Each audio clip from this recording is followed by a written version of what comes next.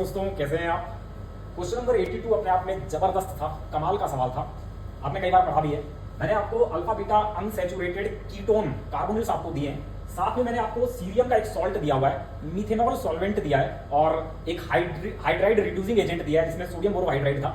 तो मैंने पूछा था बताइए प्रोडक्ट क्या होगा। सो दोस्तों, कमाल की बात बता रहा हूं, मेरी बात बहुत ध्यान से सुनना।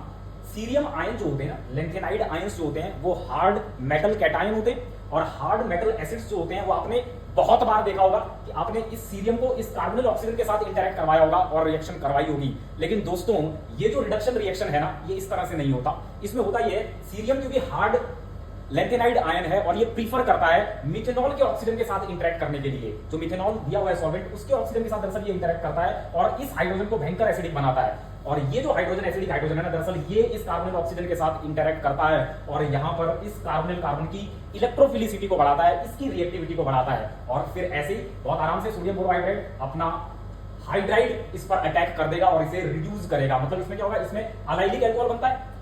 और ऐसे ही अगर हम एल्डिहाइड की बात करें, अगर इसी के साथ मैंने जो दूसरा ऑप्शन दिया हुआ था, दूसरा वाला जो मैंने लिया हुआ था, वो मैंने एल्डिहाइड लिया हुआ था, H ये लिया हुआ था, तो इस केस में भी ऐसा ही होगा। यहां पर जो मिथेनॉल है, मिथेनॉल का दरअसल ये एसिडिक हाइड्रोजन, ये जो हाइड्रोजन है एसिडिक हाइड्रोजन, ये एसिडिक क्यों है, क्योंकि ये जो ऑक्सीजन है इसके साथ सीरियम ने इंटरेक्शन किया है और इसे काफी एसिडिक बना दिया है, इसको काफी एसिडिक बना दिया है। तो ये दरअसल ये इंटरैक्ट करता है, ये हाइड्रोजन इंटरैक्ट करता है और ये एसिडिक हाइड्रोजन दरअसल यहां पर इलेक्ट्रोफिलिसिटी बढ़ाता है। यहां पर भी ऐसा ही होगा, एल्डिहाइड के केस में भी ऐसा ही होगा। लेकिन क्योंकि ये तो पहले से भी, अगर कीटोन के रिस्पेक्ट में देखें तो एल्डिहाइड कार्बन पहले ही बहुत ज्यादा इलेक्ट्रोफिलिक होता है और इस इंटरेक्शन से ये और इलेक्ट्रोफिलिक हो गया, तो फिर ऐसे में इससे पहले कि हाइड्राइड इस पर अटैक करे, इस पर मिथेनॉल अटैक कर लेता है, सॉल्वेंट ही अटैक कर देता है, तो फिर इसमें रिडक्शन नहीं होता। इसके केस में रिडक्शन नहीं होता, यहां पर हेमी एसिटल बन जाते हैं, हेमी एसिटल, और उसके केस में रिडक्शन होता है। तो कीटोन्स में आपको रिडक्शन मिलेगा और एल्डिहाइड में आपको हेमी एसिटल मिलेगा। तो इसका आप समझ रहे होंगे, इसका आंसर तो आप चेक कर लीजिएगा, लेकिन दोनों का जो रिएक्शन प्रोडक्ट है ना, वो बेहद अलग है।